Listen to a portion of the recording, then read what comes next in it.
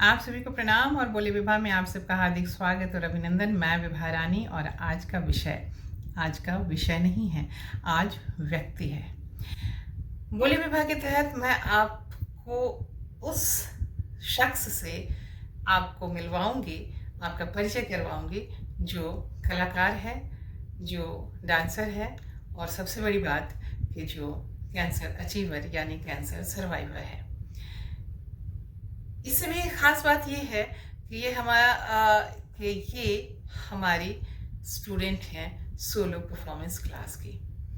Solo performance class attend करते हुए इन्होंने सोलो परफॉर्मेंस की बारीकियों को समझने की कोशिश कर रही हैं और अभी इन्होंने अपना एक छोटू सा मतलब बिल्कुल छोटू सा 2 मिनट का परफॉर्मेंस इन्होंने तैयार किया है। लेकिन आप देखिए कि वो परफॉर्मेंस आपको एक पूरी की पूरी कहानी है। मैं कहानी क्या है वो नहीं बताऊंगी, आप खुद देखिए और मिलिए इस नायाब कलाकार अंजलि गदोया से। Hello, I'm Anjali Kaduya, 57 years old, a cancer survivor. Today I'm going to do solo performance. The title is My Mama. माँ, मैंने तो सुना था पूत कपूत होता है और माता कुमाता नहीं होती है, लेकिन तुमने तो माँ मुझे 3 साल की उम्र में अनाथ आश्रम छोड़ा है, क्योंकि मैं बदसूरत थी, काली थी और तुम सुंदर। मैं रात भर तो रोती रही। यहाँ कोई माता पिता नहीं आते।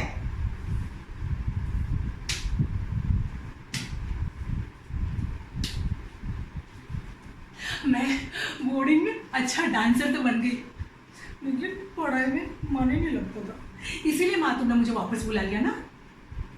मुझे क्या मिला यहाँ के? रोज की पिटाई, रोज की बदसलूकी।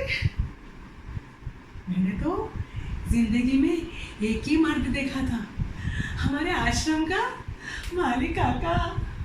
और जब तुम्हारे बेटे ने मुझसे मर्दानगी जताने की कोशिश की तो भी तुम चुप रही ना।